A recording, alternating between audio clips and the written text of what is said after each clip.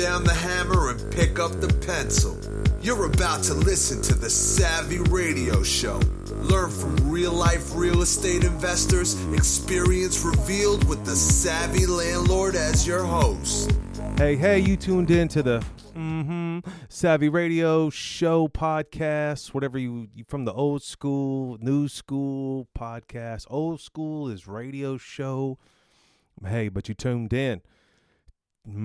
Today's episode, it's random, straight random stuff, random things.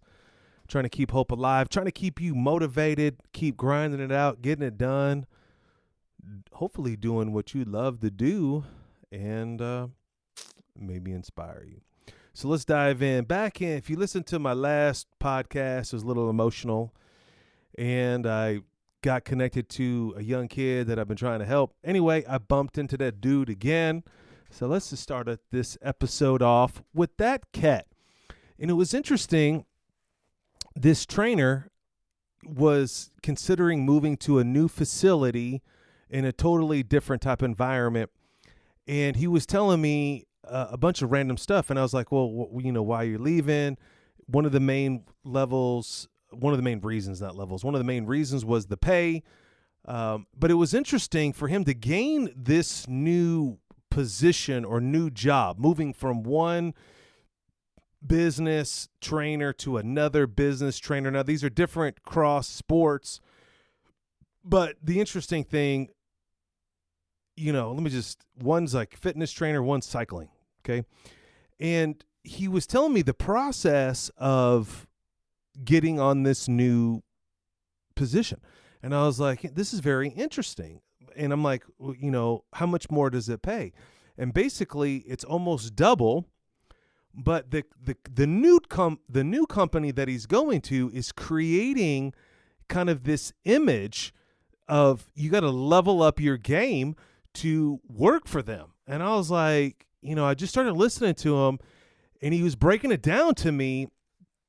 And I was like, and it reminded me, first of all, can I use this for my own business, for my own companies? Like, how could I'm learning something like seems progressive to me. This company is creating it not easy to work there, meaning they only want top people, right? They want hurdles. They want to weed out the riffraff. I get it. I do that with certain clients, right? Everyone in sales, you want to get to the decision makers. You want to present to the people that are going to make the final decision. You don't want to talk to tire kickers all day, right? So you want to weed out the chaff. You want to get to the right people. But this company had this kind of this motif, like it's a challenge to work for us. Like we're this great company and we're giving you the opportunity. And I was like, And it reminded me back in college where I applied for a summer position at Kennecott and thousands of people apply to Kennecott and only hire a few hundred people. I mean, we're talking like several thousand. And basically, if you're one of the lucky 100 or 200 back then, I can't remember, it was an adoring job. You hit the lottery and you're working for somebody else. And I'm like, wow. And it took a lot of pride in, you knew that 1,000 people applied and you were one of the lucky ones and you're not going to mess up. And it created this culture in my head. Even to today, I'm proud of working at Kennecott because not everybody can work at Kennecott, and a lot of people apply and don't make it. And honestly, there's more to it than with the way I'm explaining it. But I thought this was interesting, and this was a similar aspect to work for somebody else. I'm like, how could I apply this to my business? And so he said, like, first of all, he never rode his bike before, so. And a little more details. He after he tells me this whole story, they approached him first, but he's like, I've never done this before. So he actually took it upon himself to jump on a bicycle, and you're coaching and bicycling at the same time and breathing. And so he, for several weeks, practiced on his bike before he even got to the certain interview. And then he got to this certain interview, he had to be at a level, and it's FTP, it's like your power level of your bike and your stamina to be able to do what they're asking you to do. And I thought that was interesting. It's like, whoa, before you even call us or talk to us, You're going to have to be able to run 100 miles, or you're going to have to be able to lift X amount of weight. I mean, there's a standard. That's the first thing that you need to write down. And I find this in young entrepreneurs is like they don't have a standard. They need the work done. Someone said that they're good, but what's the standard? Not your standard is the same as the other investor, and your standard may be colluded or different or not understood by this contractor. So you got to create this standard. Well, this training company, this business has a standard. And so after he got this mentor, then he would have to work with this virtually mentor, a master trainer is what they called, for 5 weeks to basically to be considered to even potentially for the job. And now I didn't get into the details like, are you getting paid during this process? But which is interesting, there 5 weeks just to see if you even at the level. And I was like, man, how could I apply this to my own business? You know, I used to own a DJ business, and, you know, we used to have like a week-long training, and my goal was to fire you through that process because I only want the very best at the end.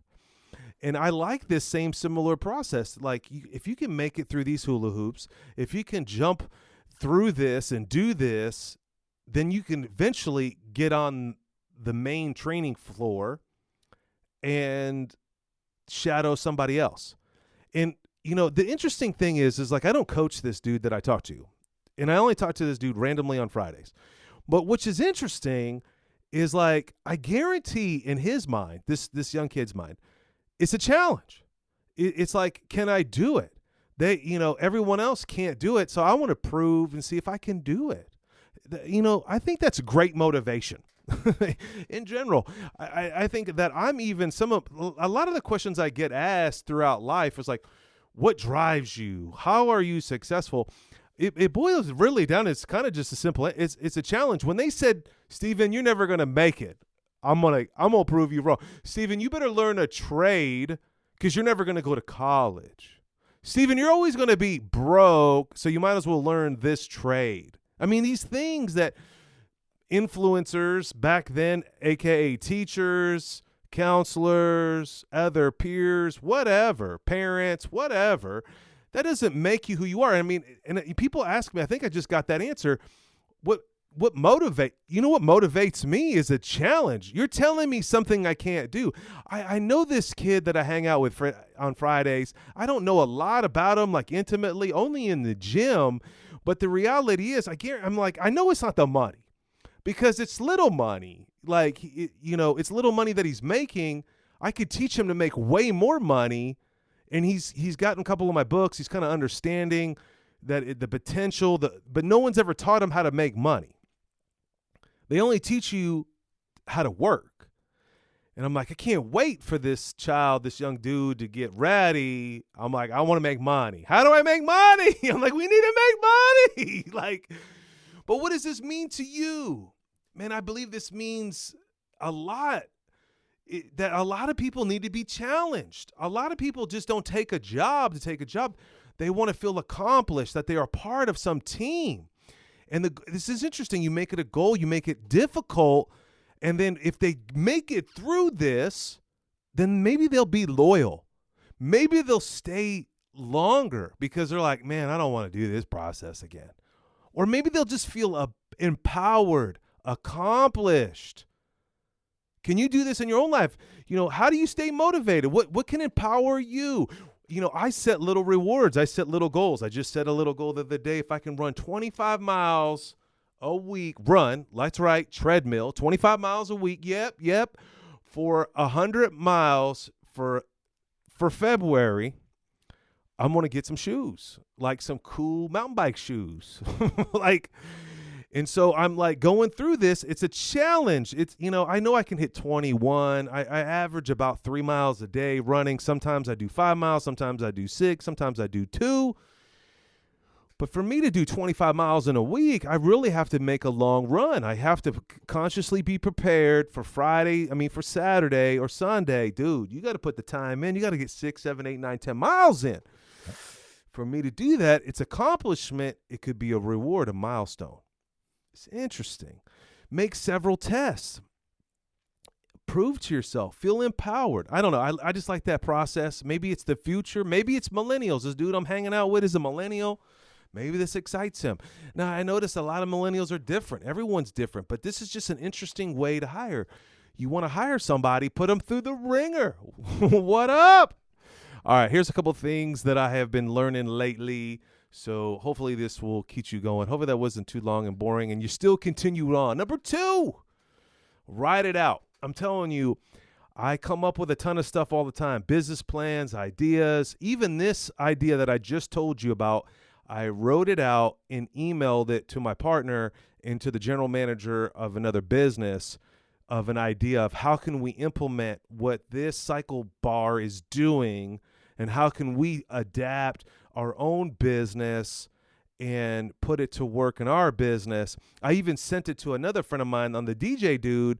I'm like, yo, how could you apply this? Like, everybody wants to be a DJ. They think it's easy. They watch a few YouTube videos, but to work for this company, it's special.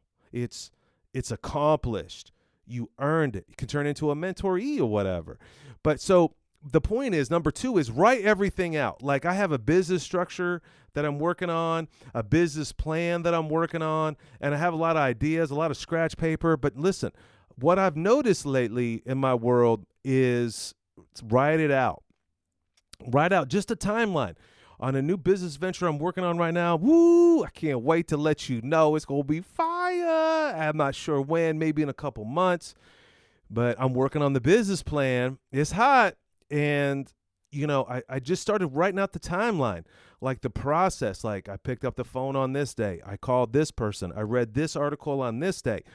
And then what it does is when you write stuff out, you start getting ideas or a to-do list of what you need to be doing next. And so this business venture I'm working on right now with a superstar partner is like, okay, the financing, that's kind of my specialty right now. Is I like raising money. I like asking for money. I just like money. I wrote a book about it called Be the Bank. And I'm like, it's just in my DNA at the moment. But I'm like, what's my next step? Research SBA. Make appointments with banks, have lunch with banks, and talk about SBA. Find someone else that has an SBA loan. Set that interview up. Find someone else that's in the middle of an SBA loan. Find that out. So when you write out a plan, and I'm telling you, when I say write it out, number 2 here is write it out, period. Boom. Everything, a business structure, a to-do list, whatever. I'm telling you, I've noticed when I write it out. Now, sometimes it takes me 3 or 4 days to get to this point. I'll have a bunch of little sheets of paper or a bunch of little notes in my Trello, in my Google Tasks. I know I'm all over the place. Everyone thinks I'm psycho. But here's the deal. Eventually sit down and open up a Google Drive and just start typing away write it out, what your outline for your new book. Write it out your goals. Write it out your business structure. Write it out what it looks like. Write it out where you want to be. Okay? Number 2, write it out. Number 3, got this from my homeboy. Give out wins, like dollar bills. Like you got your hand up, like a hip hop video, and they just throwing money out. Like, you know, you got to give people wins. And my homie that brought me this, he's such a such a great guy. And you know, he said he learned the other day about giving people wins, and I'm like, man, that's fire. I need to give people wins. And like, what do you mean by wins is like, say someone's trying to lose weight. And they're like, yeah, I'm trying to lose weight, and I've only lost 3 pounds. You're like, damn, dude, you look like you lost 10 pounds. Give them a win. Or you look for the win. Like, you know, you see my wife come in, and she's just got done running. You're like, wow, I can't believe you ran. I couldn't do it today. It was too cold. That's a win. Or here's a win that just happened to me today. I'm at the gym. And I'm working out, and, you know, they got all these treadmills side by side. It's kind of close. It's kind of rubberneck. And this dude's kind of on me. He's bigger than me, not fat-wise, but I'm just saying taller, bigger arms, and he's kind of close to me. And he's always mad mugging. And I've seen this dude before. He's just mad mugging life. And I'm like, is he mad at me? Does he even know that he has a sourpuss face? And my mind's tripping. Like, what's wrong with this dude? Why is he upset? Why is he running? Why is he got, and I was like, yo, what's wrong? Give him a win, homeboy. Give him a win. I'm like, bro, you just knocked it out. And the dude lit up like a Pop-Tart. And he's like, and then he became my friend. Like after the training session, the dude like bumped me. He's like, yo, good job. I was like, man, my homeboy, they told me give people wins. Just like I took a photo today. My property manager, she's in there grinding out this, making bread. I mean, her boss was like, she's making bread at the office? No, let me blow her up. No, it's okay, LOL. But it was interesting. She left for the day. She's like, I'm out. She hardly ever tells me she leaves. But she's like, I'm out. And I said, hey, good luck. Give me a piece of that bread. And it was just interesting, the interaction, a win. And let me pull this up so you understand the win, how I interacted with my property manager. She didn't know I took a photo. She didn't know I posted it on Facebook. And I sent it to her boss for fun. And her boss was like pissed. Like, what is she doing? And I was like, whoa, no, don't get her in trouble. And she's like, hey, I'm heading out. Have a good Monday. Have a good weekend. I'm like, you too, girl. Give me a piece of that bread. When it's done, I want to try it. She goes, if it comes out good. I mean, that's just how people think. She's thinking negative. I mean, I guess she gets beat up all day long at the property management, but still, she always fires back with, if it comes out okay. I have been working on this for about 2 weeks. You see, there's a PowerPoint there. I'm going to give this chick a win, right? She's killing herself. If it comes out, she's negative on herself. She's speaking this negativity on herself. And she goes, I have been working on it for 2 weeks. And I just said, there's the win. There's the win. I'm going to come in. I go, practice makes perfect, sister. Don't stop. You'll figure it out. You always do. That is a win. Let me tell you. Go out there and give somebody a win. Like say, hey, good job. Or someone else walking, fly shoes. Hey, your son, your daughter, call them, text them. People need wins. We're getting more. It's just sad that people talk negative on themselves like this property manager. But the reality is we need more wins. And I'm telling you, I love it when y'all text me. I love it. They hype me up. Hey, that was a good episode. That was fire. It was emotional. Hey, it fires me. It's a win. It's a win for me. It's a win for you. Whoever sends me these random texts, some people I don't even know, praise the Lord for you.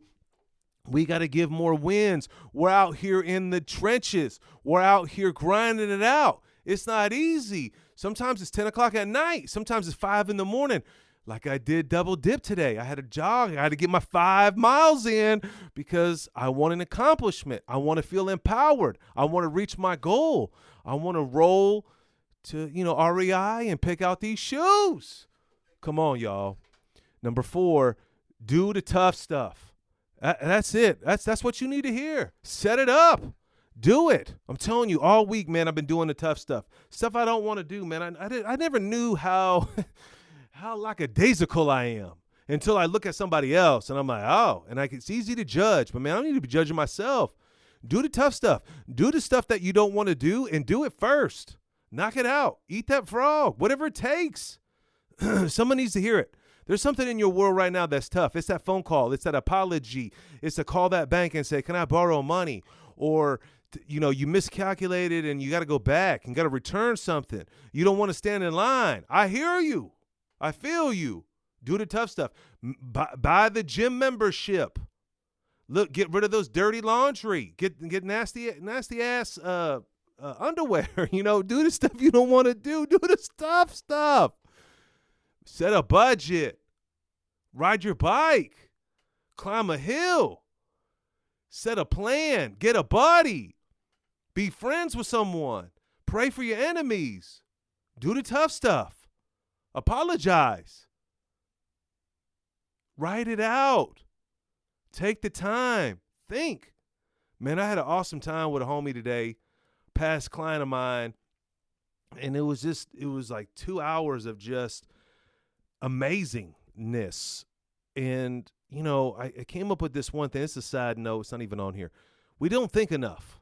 I'm telling you, we're just in reactive mode. We just start working. I'm telling you, life is better when when I breathe more and I just think more. I just think, what does it look like in 3 years?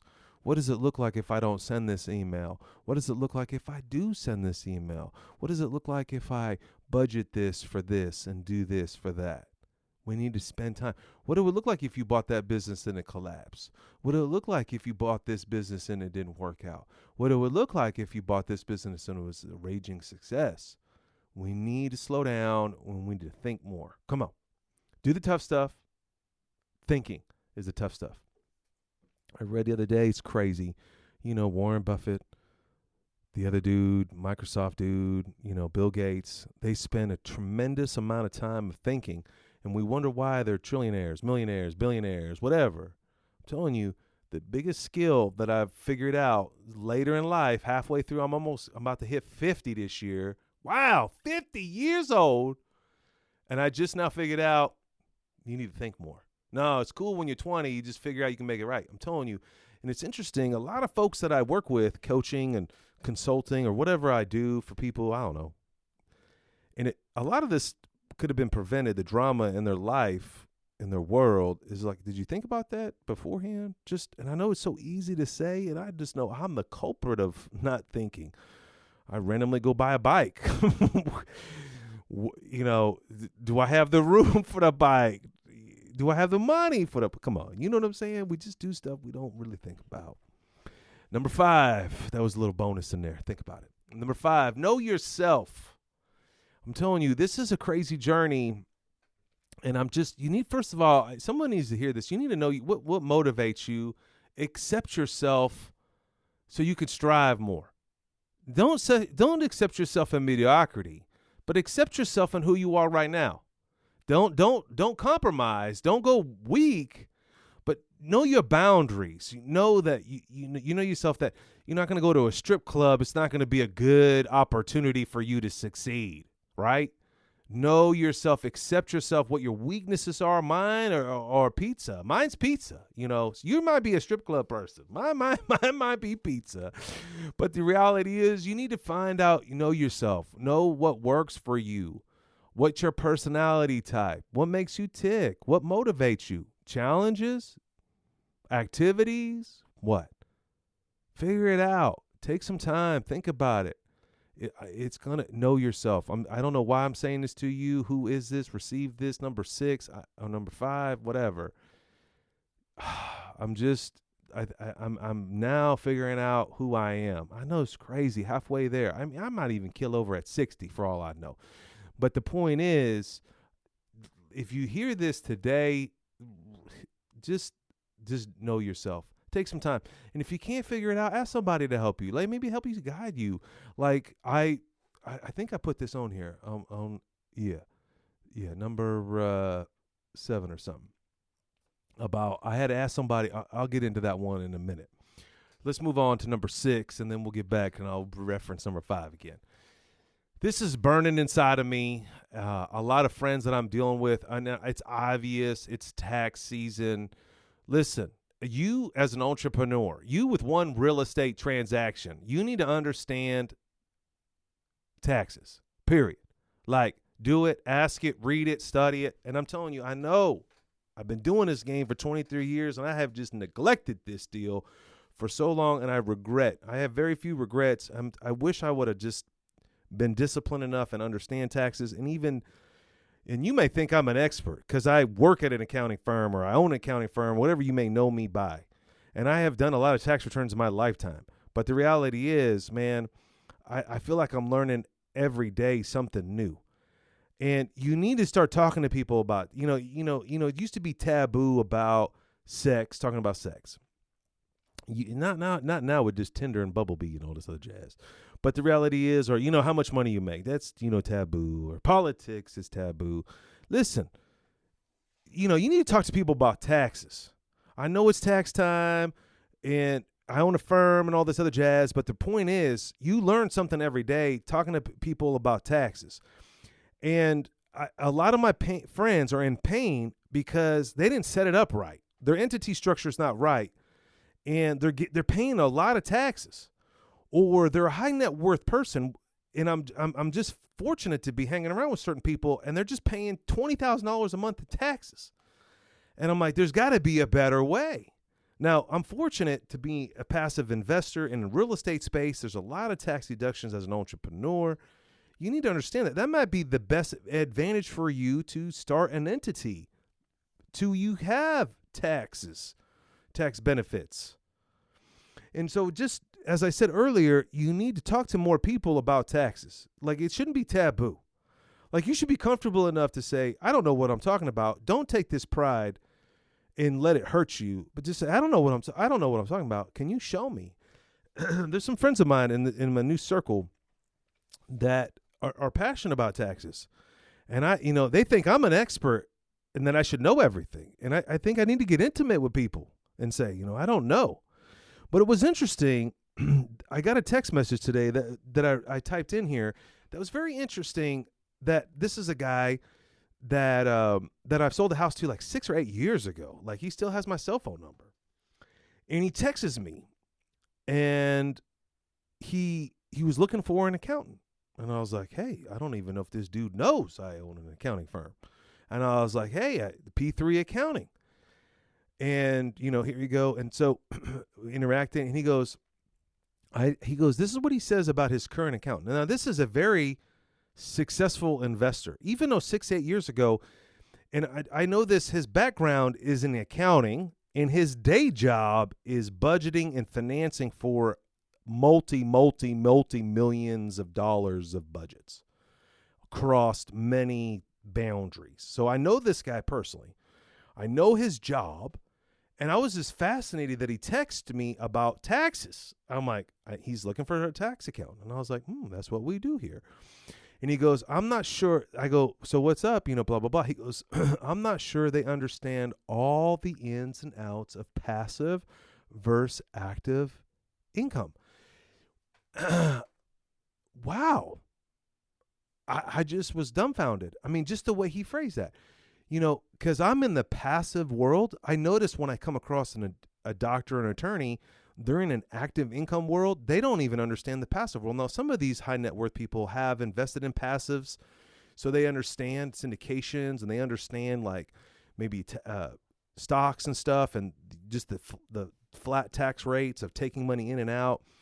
But, average real estate person that I deal with on a regular basis, they save up, they buy their first rental, they're a W-2 guy. They don't really know about passive income. And so maybe that accounting firm, that's all they deal with. This was W-2 people, 1040 people. And I was like, that's interesting. And I said, I replied back, I go, wow, that's the only way to roll. And that's kind of like my passion here at 50. I'm assuming, I've been active investor my whole career. I'm not winding down. I'm actually ramping stuff up right now. And the economy is crashing. I love it. It's time to ramp up, put the pedal to the metal. And I go, I love passive. And I said, I also love larger depreciation too, with syndication deals. Now, I don't even know why I said that to this dude. And that's just where I'm at right now. I'm at passive. Wherever I can be passive, I'm in. I want to be in larger commercial deals that throw off larger depreciation. And I was teaching this young investor today, you buy this $50,000, $100,000 house, that's great, and you might make an extra $600 a year in pay down because you're paying so much in interest in the beginning, and you might make an extra 2 G's a year in depreciation. But man, when you buy a $750,000 property and it's leveraged, and, your interest, maybe you've been owning it for a while, like, your payment's $4,000, and let's just say you break it in half, $2,000 is interest and $2,000 is pay down, equity pay down. That's $24,000 a year, basically in your pocket, basically a savings account.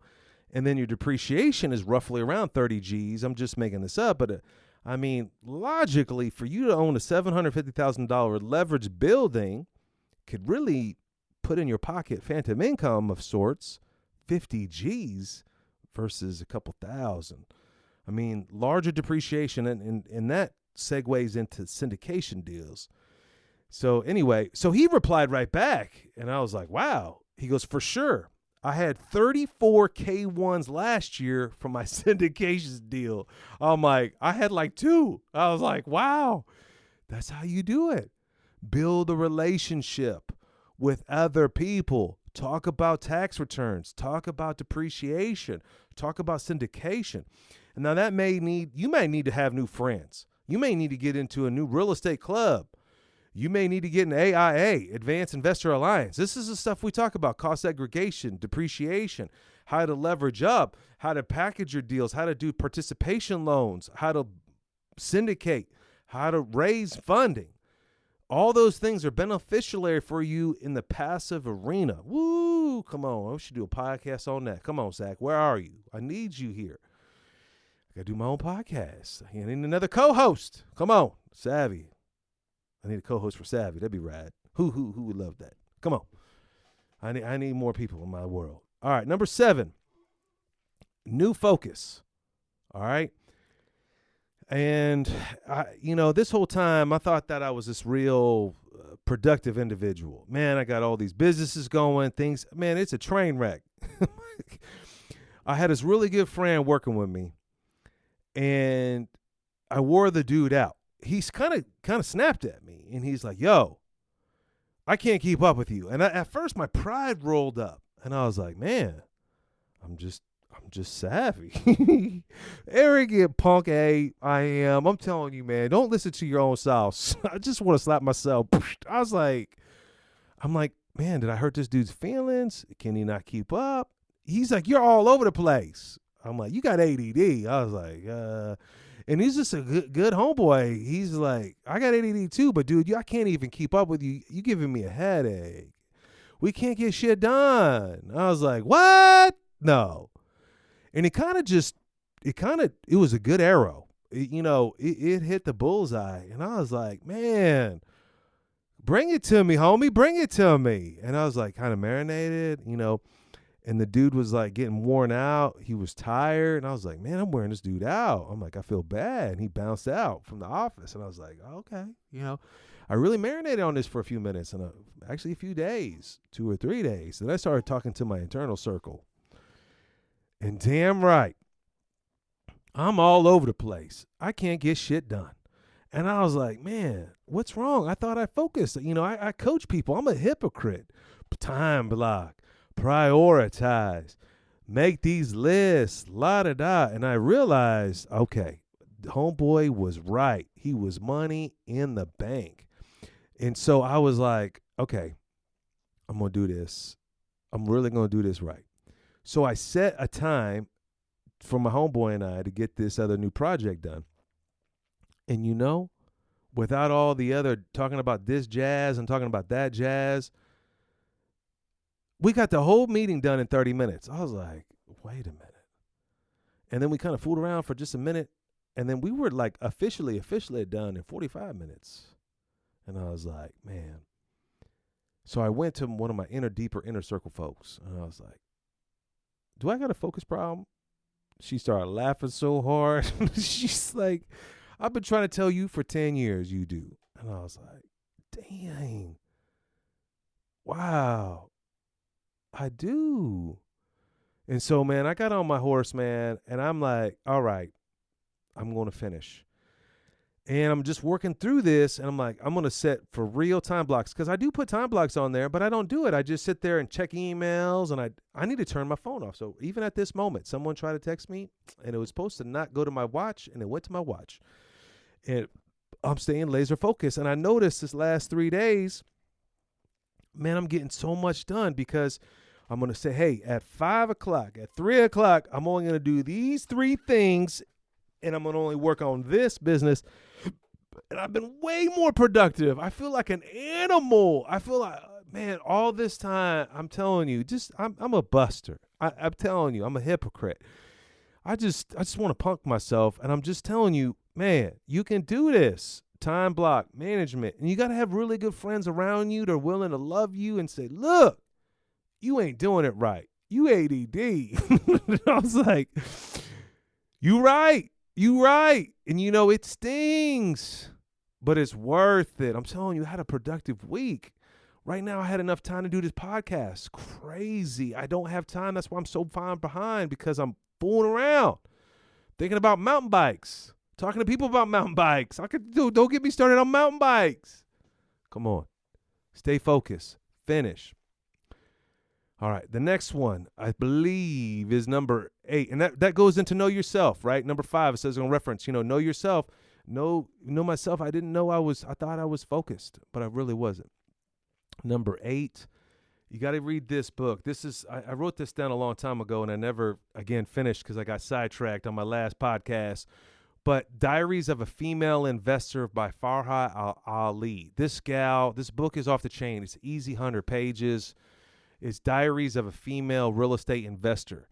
And, I'm kind of done with single family in my mind. I mean, I cringe when I think about it sometimes.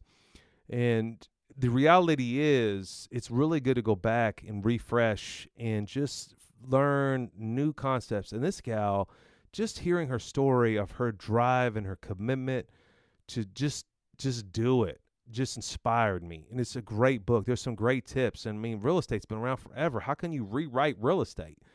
I'm telling you, this gal did it. And it's a great book. She starts off with, she got divorced. She had no options. She had to do it. Man, it reminded me of myself. Sometimes you got to put yourself in some positions to produce, to work. It's a great book. I definitely recommend it. Diaries of a Female Real Estate Investor. Hey, if you know her, let her know. I'd love to have her on a podcast. I haven't even reached out to her again. It's another thing on my to-do list. And number 9. Look, sometimes you're going to be in the poo, S-H-I-T. I cursed earlier. I'm trying not to, but sometimes you're going to be in some shit, okay? And get a mentor.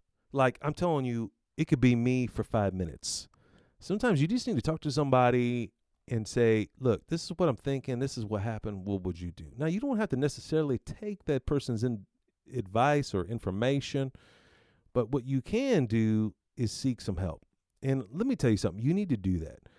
And you also need to be willing to serve somebody else. I know I've talked about this so many times on podcasts, and I hate writing this down, but the Lord just continues to tell me to do this and to say these things. And maybe this is your first podcast with the OG, Steve VanCauwenbergh, getting old there. I can say OG now because I'm 50.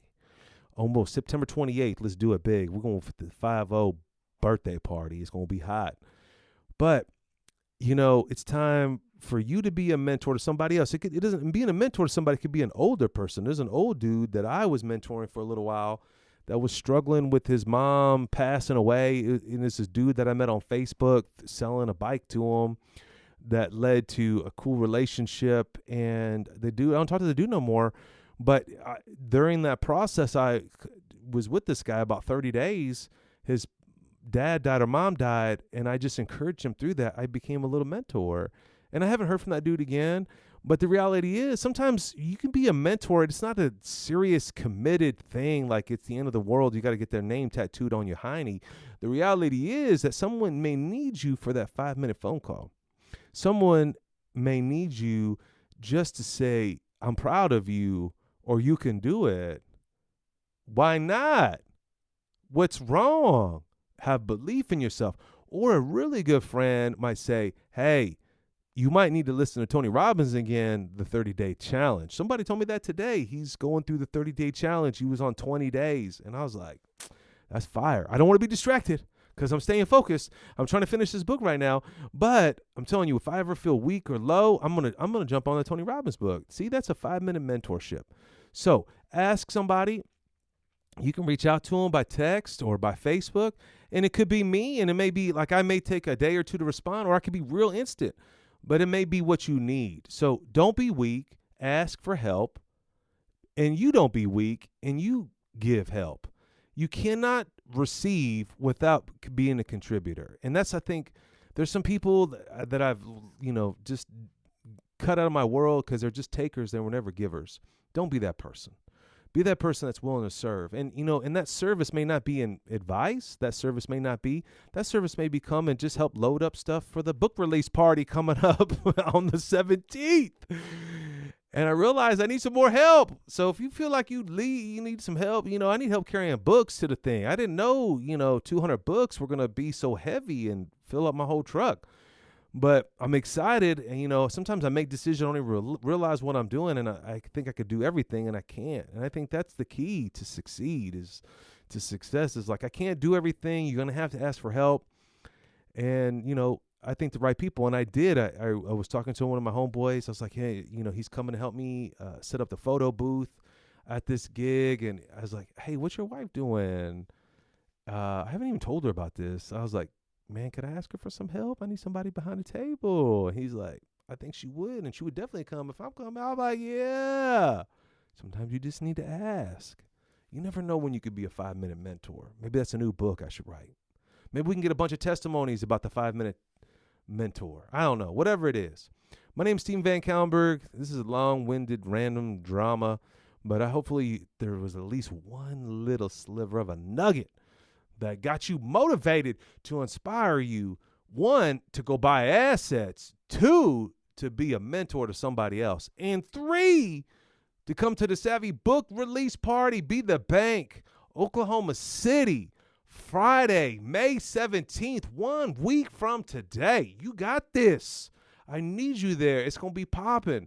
Perry Lott's going to be speaking. 15 minutes bringing it.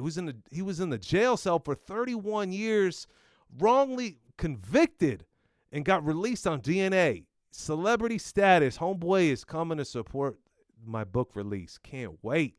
We got a photo booth. There'll be a bunch of food and just fun and networking. There's over 80 people coming. Don't be that one that won't come. Come, check it out. Go to savvyinvestors.com. It's free. Now, I would like for you to buy a book, only $15. Donate, whatever. I'll have all my books there. I'm going to give away a bunch of stuff. I mean, I would love to have you there. It would be a great time. And that's it. Go be a mentor to somebody and buy assets. Thanks for listening to the Savvy Radio Show. Glide online and listen to our other motivating episodes at savvyradioshow.com. Connect on Twitter @LandlordBook and always be buying assets.